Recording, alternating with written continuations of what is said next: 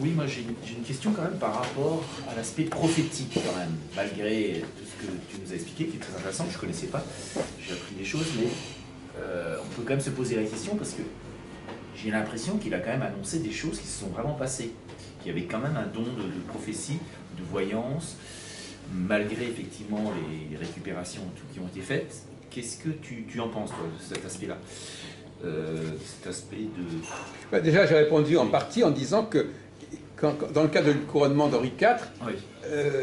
Ces quatrains ont parfois été arrangés après coup. Après coup, oui, donc là, ça serait pas. Donc le problème, c'est de savoir à quel. Le problème, c'est un peu un cercle vicieux. Le problème, c'est de savoir à quel moment à quel moment ils sont parus, réellement parus. Si effectivement ils sont parus pour justifier des événements après coup, donc cette question, elle ne se pose que si on admet l'idée qu'il les a publiés de son vivant ou juste avant. Mais à partir du moment où ce point n'est pas clair, alors évidemment, concernant tout le XVIe siècle, il est clair que c'est contestable. Oui, mais moi je parle de plus mais tard. Si on parle de plus tard... J'ai lu dans le livre justement de Fonbrune qu'il avait annoncé quand même des choses par rapport à notre temps, l'attentat du pape, Jean-Paul II, enfin, voilà. etc. Là, c'est troublant quand même. Oui. Alors, il avait annoncé... C'est Fonbrune qui annonce. C'est Fonbrune qui annonce cela. Alors, j'ai déjà esquissé une réponse à ce sujet. Ouais. D'abord, premièrement, j'ai dit tout à l'heure, alors il y a deux cas de figure. Soit, il y a le cas où on dit « il a annoncé ». À ce moment-là, j'ai expliqué comment on fait pour dire qu'il a annoncé. Il a annoncé, c'est-à-dire qu'on va trouver des quatrains qui correspondent à ce qui s'est passé. Donc ça ne veut rien dire dans ce cas précis. Ouais. Dans le cas où, en revanche, on dit « Nostradamus annonce quelque chose qui n'a pas encore eu lieu et qui aura lieu », là, donc c'est uniquement dans ce cas-là que ça nous intéresse. Voilà, oui, c'est uniquement dans le cas où non pas où on dit il a annoncé, oui. Mais dans le cas où il dit il a annoncé, dans le cas où on dit il annonce quelque chose qui va avoir lieu. Mais moi je pense que la vraie question, enfin la question de départ quand même, c'est quand même aussi de se dire est-ce qu'il y a bien un ouvrage quand même historique de Nostradamus ou pas.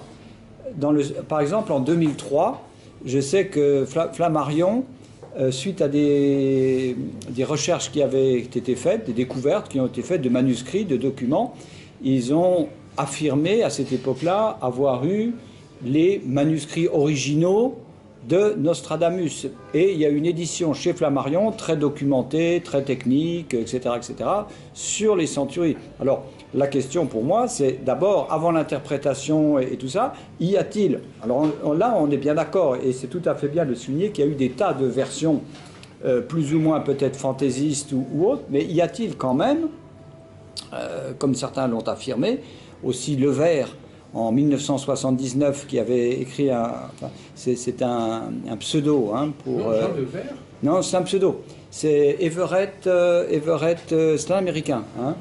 Okay. Oui. Et, enfin, peu importe. Disons, et lui-même avait écrit sur les énigmes, un ouvrage assez documenté aussi.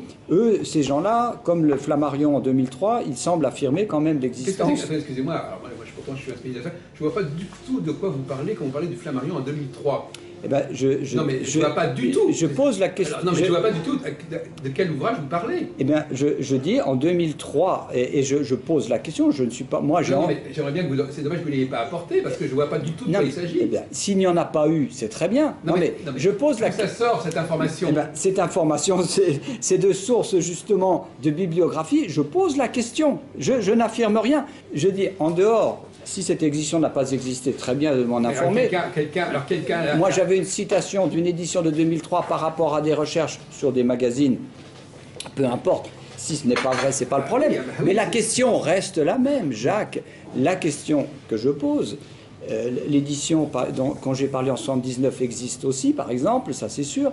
Y avait-il, d'après vous, y a-t-il un ouvrage authentique, premier, même s'il n'y a pas eu d'édition de Flammarion et de découvertes qui ont été faites en 2003, ma source est peut-être erronée, très bien, mais ne nous attardons pas sur 2003, c'est idiot.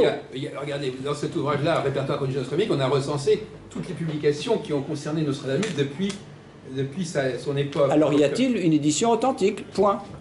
authentique. Qu'est-ce que vous entendez par authentique? Y a-t-il un manuscrit mais authentique? on vient de dire que ça n'est pas authentique. Ah ben il n'y en a aucun. D'après vous, donc ça n'est ça n'est pas. Les documents ne sont pas authentiques. Par contre, ce qu'on peut dire. Ok, il n'y a pas de centurie de Nostradamus, donc. Sauf avec les réserves que j'ai dites, c'est-à-dire des centuries qui sont reprises de certains documents de Nostradamus, on l'a dit tout à l'heure. Vous étiez là quand même. Non, mais il était là. Oui. Donc à page 35, à la centurie 35. C'est-à-dire que c'est un ensemble de 7 centuries, et ça s'arrête au 35. Or, en 1557, à gauche, la 7e centurie se termine au 40. Voilà une énigme intéressante aussi, qui est un élément fondamental du débat. Comment se fait-il qu'en 1590, on avait 35 quatrains, et 20 ans plus tôt, ou 30 ans plus tôt, on en avait déjà 40? Alors, ça c'est un point très important, parce que qu'est-ce que ça signifie? Ça signifie que l'édition de 1557 à gauche est postérieure à celle de 1590. C'est-à-dire qu'elle est plus complète que celle de 1590. Donc ça aussi c'est intéressant de montrer qu'un document qui est bien... Alors, donc l'édition de 1590, par exemple, pour répondre à M. Masset, il y a bien eu une édition en 1590. Oh, moi je me pose la question, oui, simplement. Hein. Il y a incontestablement, personne n'a dit qu'il n'y avait pas eu d'édition des centuries. Il y en a eu toute une pléthore, au contraire, dans les années 1588, 90, etc. Bon. À partir de 1588, vous avez des tas d'éditions. Et vous pouvez regarder dans ce ouvrage, vous verrez la liste des éditions. Bon, donc, le fait... Alors, le problème, c'est que ces éditions ne comportent que 7 centuries, alors qu'en 1568, on avait une édition qui en comprenait 10. On retrouve le même problème. Comment se fait-il qu'en 1568, on connaissait 10 centuries, et en 1589, on n'en connaît plus que 7? L'explication, elle est logique, elle est quand même assez simple à comprendre. C'est que dans les années 1588-90, que l'on commence à fabriquer les centuries et à les diffuser, et qu'au début on n'en a que 7, et que petit à petit on en rajoute. Et les faussaires, eux, n'ayant pas compris, enfin, les faussaires, eux, ils ont carrément décidé que dès l'époque d'Ostramus, on avait déjà les 10 centuries. En fin de compte, c'est-à-dire qu'en fin de compte, le grand problème qui se pose aux nostradamologues actuels, c'est quand on leur dit « Mais comment se fait-il, si effectivement il y avait bien 10 centuries parues en 1568, comment se fait-il qu'on n'en connaissait plus que 7 30 ans plus tard ?» Et la réponse c'est tout simplement parce que justement, vos fameuses 10 centuries, elles n'ont été fabriquées que progressivement dans les années 1580, 89, 90, et qu'au bout du compte, on en a rajouté effectivement, on en est arrivé à 10, et que toutes les éditions qui comportent déjà 10 centuries avant cette époque-là sont des contrefaçons. Voilà encore un argument qui s'ajoute aux autres, à savoir que là encore, il y a des maladresses de la part des faussaires, et je répète encore une fois, malgré tout cela, il y a un très grand nombre de chercheurs qui ne sont toujours pas convaincus que c'est une contrefaçon. Donc là, ça nous pose des problèmes humains intéressants. Comment peut-il y avoir une telle résistance au nom, justement, peut-être d'une volonté à tout prix de préserver, de protéger un personnage comme Nostradamus, qui est un personnage mythique et qui incarne un potentiel prophétique, et on est prêt à nier tout ce qu'on veut pour protéger ce personnage. Je crois que c'est ça. Moi, je voudrais quand même replacer un peu, moi je ne suis pas un spécialiste de toute cette période de Nostradamus, mais Nostradamus, c'est environ 500 ans, 450 ans. Oui, voilà. Enfin, il est né en 1503. 1503, oui. Mais il est mort en 1566. Oui. Donc en 1515, il avait 12 ans. Oui, voilà, oui, en plus. Mais c'était quand même quelqu'un de brillant. Il a fait... c'était un médecin. Il a fait d'ailleurs une thèse sur la propagation de la peste par les rats, entre autres. Il a étudié à Montpellier en médecine avec Rabelais. Et c'était quelqu'un qui était très très lié à la Pléiade. Donc, le poète de la Pléiade. voilà, les poètes de la Pléiade. La Pléiade qui était quand même un cercle particulier d'une élite intellectuelle. Voilà, et dont Ronsard, merci de souligner ça justement. Et Ronsard était très admiratif. Très admiratif. Il a même fait des choses en l'honneur de Nostradamus dans certains de ses poèmes. Mais on parle, de ce côté-là, il n'y a aucun problème. C'est ça le problème, c'est qu'on ne conteste pas que Nostradamus ait existé déjà. On ne conteste pas qu'il soit astrologue. On ne conteste pas qu'il ait fait des quatrains ou qu'on ait publié des quatrains sous son nom de son vivant. Tout ça n'est pas contesté. Et qu'il a je vais aller plus loin. C'est pas long, mais je vais aller plus loin. Ronsard, justement, lui-même, se dit souvent inspiré par la fureur divine, l'inspiration de tout ce cercle d'inspirés, d'initiés un peu de cette époque. C'est Bruno en Italie. Voilà, quoi. Et puis il y a les John Dee en Angleterre, il y a tout un courant. C'est la thèse de Frances Yates, hein, cette historienne britannique d'ailleurs, qui montre bien que toute cette période particulière, charnière de ce moment de la Renaissance était un moment où l'Europe était en recherche d'une nouvelle spiritualité. C'était la crise de la réforme. Hein. Et d'ailleurs, Nostradamus était proche des réformés. Il était antipapiste, donc d'un certain côté, ce qui aussi pose politiquement une position qui n'était pas facile dans le contexte de l'époque. Donc il n'a certainement pas eu des amis. Hein. Et de l'autre côté, il a certainement cherché à dire beaucoup de choses sur l'époque. Et la thèse de Yates, c'est justement de dire que très certainement, pour Nostradamus, la royauté française avait une mission, on peut dire, quasi messianique. Hein, il y avait un rôle, enfin il espérait, certains courants de l'époque justement espéraient que la France joue un rôle beaucoup plus important par rapport à cette crise religieuse, à cette crise politique que traversait l'Europe. Il voyait un devenir, et beaucoup de ces quatrains, d'ailleurs, seraient... Enfin, alors, non, c'est sa prose. Excusez-moi, non, mais dans ce sont des textes en prose qui représentent la pensée de Nostradamus. Voilà. Et non pas, ce sont ses contraires. En tout cas, ce sont ceux-là qu'il faut étudier pour savoir ce qu'ils pensent. En tout cas, dès son époque, par Ronsard et des gens comme ça, il était reconnu comme une personne prophétique, comme une personne d'inspiration, et très certainement dans le sens de Yates, pour moi, c'était quelqu'un qui voyait, alors c'est un prophète, il faut relativiser, mais de son temps, un visionnaire qui espérait justement voir un changement politique en France. Il a d'ailleurs été arrêté par Charles IX, il a eu pas mal de problèmes, il s'est sauvé de Salon à Avignon. Sa situation n'était pas facile. Et le fait que même dans ses almanachs, il ait introduit peut-être parfois quelques petites choses sibyllines pour quelques initiés un peu de ces cercles, moi ça ne m'étonnerait pas, quoi. Mais en effet, d'en faire un prophète au sens de... Non, mais il n'y a pas de problème. Le problème, c'est que pour répondre à votre question, il faut lire les centaines de pages en prose de Nostradamus qui sont... Il ne faut pas se polariser sur les quatrains. Alors je sais que les éditions qu'on connaît ne comportent essentiellement des quatrains, sauf les deux épîtres, qui font quelques dizaines de pages, l'épître à César et l'épître à Henri II. Ouais. Bon, effectivement. À César Borgia ? Non, à son fils César. Roger Prévost, en 99, avait aussi fait une thèse un petit peu comme la tienne, qui avait aussi démonté pas mal de choses. Mais ce que je reprochais à Prévost, c'est justement peut-être de ne pas assez remettre la personne dans le contexte et de ne pas ouvrir une piste, justement, non, mais si on veut, un peu comme Yates l'avait fait, entre autres. Par exemple, là, je vous ai lu un passage de Nostradamus en prose, où il parle de ce Marcelin, etc., qu'il voit comme un personnage extrêmement inquiétant. Donc ça, c'est pas des...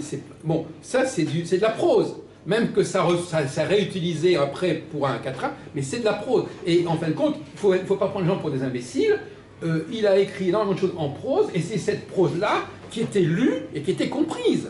Et pas les quatrains. Mais les gens ne connaissant que les quatrains, ils ne veulent voir ça. Alors, prenons l'habitude de dire, allons... Alors, effectivement, ces textes en prose, ils sont plus difficiles à lire. On va dire, ils sont moins accessibles. Il y en a certains qui ont été réédités dans les années 1900, mais au global... Alors, 1900, 1900, oui. Début du siècle. 1900. Oui. 1900. On a... il y a eu un éditeur dans les années 1900 qui a sorti, qui a édité un certain nombre de textes en prose. De Nostradamus. Voilà, et il a fait ce travail-là. C'est un abbé d'ailleurs qui a fait ça. Et donc on peut dire ce qu'il a fait à ce sujet. Donc effectivement, c'est un peu une sorte, n'est-ce pas, on est un peu de sorte, il faut sortir de la spirale. Il a écrit énormément de choses en prose, Nostradamus. Ces quatrains, c'est des ouvrages en prose. Il y a, ces almanachs, c'est des ouvrages en prose, alors, il y a, dans ces pronostications, il n'y a même pas de quatrain. Dans ces almanachs, il y a effectivement un quatrain par mois qui est uniquement dans le calendrier, la partie calendrier. Voilà. La partie calendrier des almanachs, c'est la première partie. D'accord. Donc il y a le mois de l'année, voilà. Mais le reste, ensuite, la deuxième partie, c'est un volet uniquement avec des prédictions en prose. Donc il faut lire les épîtres. Ouais. Il y a toujours des épîtres à lire. Donc si on veut connaître la pensée de Nostradamus, on peut la lire. Donc, pour répondre aux questions, premièrement, pour lire ce qu'il disait, on peut le lire. C'est en prose, c'est en français, c'est pas en quatrain. Et deuxièmement, le corpus des 10 centuries, il s'est élaboré progressivement, disons, entre 1584, 85 et 1595. C'est à peu près pendant cette période-là, de 85 à 95, que ont émergé réellement et qu'ont été réalisées ces fameuses centuries, et on a des éditions correspondantes. Le seul problème, c'est effectivement de dire « Ah oui, c'est vrai », alors j'étais en train... Ah oui, c'est vrai, mais... oui, alors quand on leur dit « Mais comment ça se fait qu'on en connaissait des éditions antérieures ?» Ah oui, mais ça s'était perdu et c'est revenu. Genre de trucs comme ça, voyez-vous. C'est-à-dire que c'est des éditions qui sont bien parues dans les années 1560, mais elles se sont perdues et puis on les a retrouvées petit à petit au compte-gouttes, etc. Alors ça, c'est aussi un scénario qu'on a entendu. Du genre, nous avons de ces centuries, mais finalement, elles étaient déjà là, mais on ne va vous les divulguer que petit à petit, progressivement, voilà. Et donc, avec ce genre d'argument-là, on peut expliquer pourquoi on connaissait déjà dans les années 1550-60 ce qu'on ne connaissait pas encore, soi-disant, dans les années 1580. Hein, bon, donc c'est... Mais il y a tout... Bien entendu, moi je connais très bien l'argumentation dans les deux sens. Hein. Je vous dis comment ça se dit. Voilà. Alors, voilà, on dit ça comme ça. Ça s'est perdu, et puis c'est revenu. Voilà. En fin de compte, le grand écart, c'est qu'en fin de compte, on a voulu... Parce que ces fausses éditions antidatées, là je vous parle de... Parce qu'il y a les vraies fausses... Alors, il faudrait distinguer deux choses. Il y a les éditions qui sont parues dans les 1590 et qui ne prétendaient pas être des... qui ne se référaient pas à ces éditions en plus anciennes. Mais à un moment donné, on a repris ces éditions de 1590 et on les a antidatées. Donc on a antidaté les éditions de la fin du XVIe siècle. C'est encore une sorte d'acrobatie compliquée, c'est-à-dire qu'on a repris les textes de 1600 par exemple, et on a dit, ah ben non, maintenant ça sera paru en 1555, 1557. Donc il y a toute une... Et c'est pour ça que le problème est assez compliqué à suivre, parce qu'il y a toute une cuisine, n'est-ce pas, qui est là-dedans. On prend des fausses éditions, on les antidate, on en rajoute, etc., on ajuste, etc. Tout ça, je reconnais que ça donne un peu le vertige. Bon. Maintenant, il est un fait que c'est vrai qu'on ne peut pas négliger que ces centuries aient connu une fortune considérable. Et c'est ça qui est intéressant de voir. Voilà, elles ont connu une fortune. La chose, quoi. Voilà, ça c'est incontestable. Hein, c'est incontestable. Elles ont connu une fortune considérable. Alors, quelle est la pensée de Nostradamus dans son œuvre en prose dont tu parles? Bon, alors, bonne question. Voilà, bonne question, oui. Attendez, les prophéties réalisées, par exemple. Alors moi, je voudrais aussi ajouter que Nostradamus est quand même très critiqué par ses opposants, bien sûr, dans le sens de l'interprétation. C'est-à-dire que l'interprétation, de la manière dont ça a été rédigé, peut laisser apparaître toutes sortes de possibilités d'interprétation. La mort du pape, par exemple, ça peut être vu autrement, perçu autrement, et ça n'a plus de rapport avec la mort du pape. Mais pour certains, ils ont vu que par rapport à 2-3 mots qui apparaissaient dans un endroit, ça pouvait peut-être envisager que c'était la mort du pape. Bien sûr. Quand je vous donne l'exemple de Chartres, il suffit que le mot Chartres apparaisse dans un quatrain et qu'on le mette, pour vous dire, voilà, on a annoncé le couronnement. Il suffit de très peu de choses. Bien sûr. Bon, quand on parle on utilise le mot prophétique, qu'est-ce qu'on entend par là? Ben, normalement, quelqu'un... Des écrits prophétiques, ça veut dire quoi? Monsieur, non, allez-y. Non, mais juste une parenthèse quand même. Ronsard, justement, disait de Nostradamus que c'était un prophète, mais il disait, je ne sais pas si c'est du Dieu suprême ou d'un ange, mais en tout cas, c'est une personne inspirée. Oui. Mais c'est très important. Hein. Voilà. Non, on a dit qu'il avait cette réputation de son vivant, de toute façon. Attendez, vous êtes en train d'être berné. Le mot... Mais il faut avoir une certaine rigueur intellectuelle. On n'a jamais contesté que Nostradamus avait prouvé qu'il était capable de faire des prévisions. Personne. On n'a jamais dit le contraire.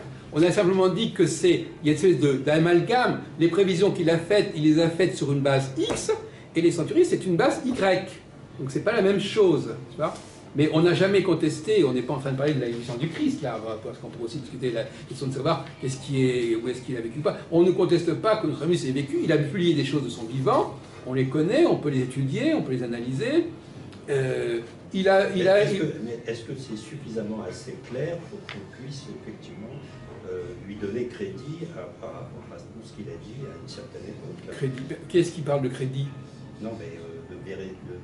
Moi, je n'ai même pas abordé ce problème-là, donc je ne vois pas pourquoi j'aurais... Vous ne parlez pas à moi, vous parlez à d'autres personnes, parce que moi, j'ai pas... Moi, j'ai un exemple là, par exemple, pour Marcellin, il avait annoncé une sorte d'antéchrist en 1567, il est passé complètement à côté de la plaque, donc il avait ameuté les populations. D'ailleurs, certaines Allemandes ont été censurées à cause de ça. Il ne faut pas l'oublier, il y a des almanachs de Nostradamus qui ont été censurés parce qu'il annonçait des choses de manière beaucoup trop précise et qui pouvaient déranger l'ordre public. Non mais ceci dit, moi je voudrais dire, effectivement, je pense qu'il avait un vrai don et qu'après, même si parfois il y a eu des erreurs, ça peut être une surenchère, comme ça arrive souvent pour des gens qui sont inspirés, qui ont un don, peut-être en abuser, ils vont peut-être tomber dans la facilité et parfois se tromper en voulant être trop précis justement. Mais la réalité de son don, et c'est ça qui m'intéresse. Moi je suis venu là pour ça, surtout pour voir si vraiment ce don-là existe. Le pouvoir n'est pas le possesseur de la vérité, hein. Il y a des raisons de censurer.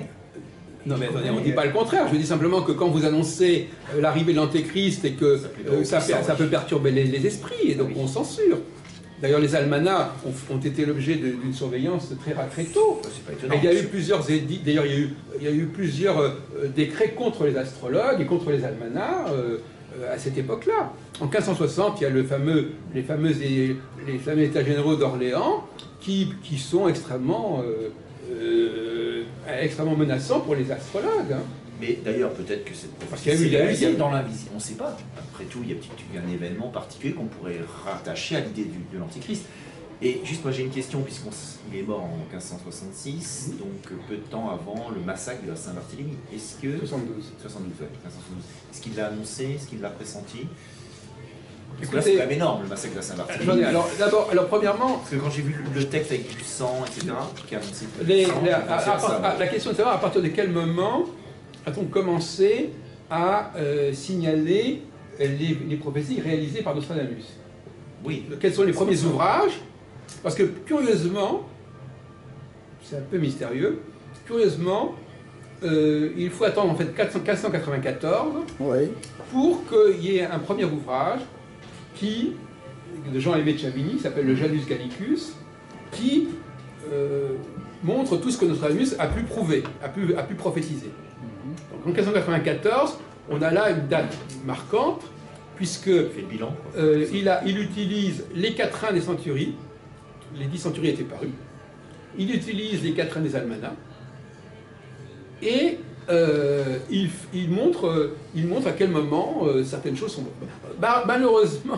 Malheureusement, c'est une édition qui est bilingue, en français et en latin, et on voit bien que la traduction latine est totalement biaisée par rapport au texte français. Donc dans bien des cas, il transforme le texte. Alors, parce que c'est pas un bon latiniste. Il transforme le texte, il traduit le texte français en latin pour correspondre à son interprétation. Donc, on peut dire qu'avant 1594, on ne connaît quasiment aucun bilan des prophéties de Nostradamus, des centuries de Nostradamus. Voilà. Maintenant, en ce qui concerne ce qu'il a annoncé réellement de son vivant, on n'a pas énormément d'éléments de réaction, parce qu'il y a beaucoup de choses qui ont été écrites bien après.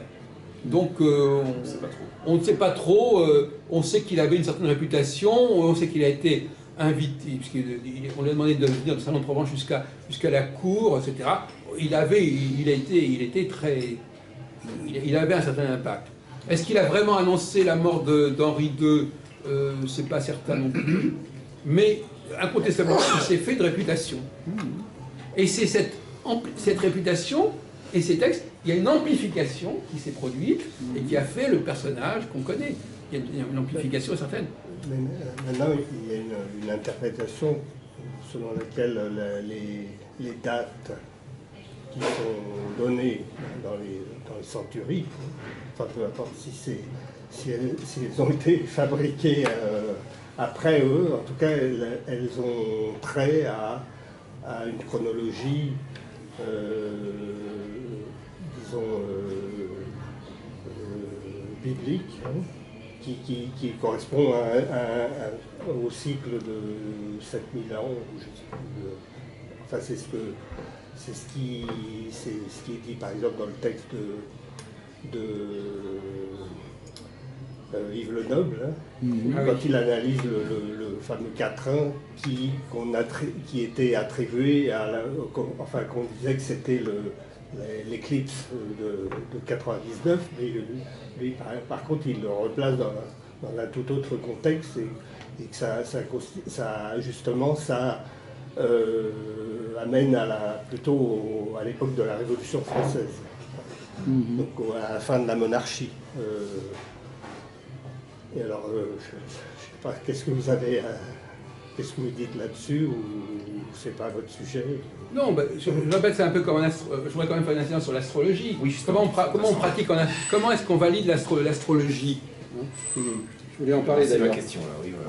Comment ça? C'est la même démarche. Faire des prédictions par rapport aux astres. Oui. Comment fait-on? Bon, je sais pas, moi j'assiste le dimanche après-midi, pendant une certaine époque, j'assistais aux réunions de monsieur Gélin. Oui, grand astrologue, monsieur Gélin. Alors, il est avec son groupe tous les dimanches après-midi à 15h. Bon. Je l'ai vu à la télé dans une émission. Alors, le groupe, ça s'appelle les Dimanches Liberté. Le groupe, l'exercice... C'est pas la même astrologie que celle dont parle Le Noble, hein, parce que... Non, mais c'est la même démarche intellectuelle.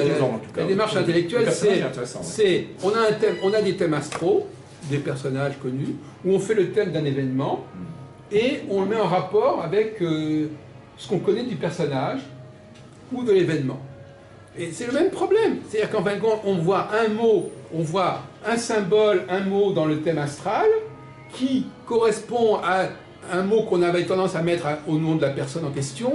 On retrouve un mot qui est important dans tel événement, on le retrouve, etc. Et en fin de compte, on joue sur les mots. C'est-à-dire qu'on prend le matériau de signifiant symbolique qui est dans le thème astral et on échange des correspondances au niveau de tel et tel mot. On ne va pas, quand même, comme pour Nostradamus, chercher la ville. On n'en est pas là. Dans les centuries, c'est souvent ce qui se passe.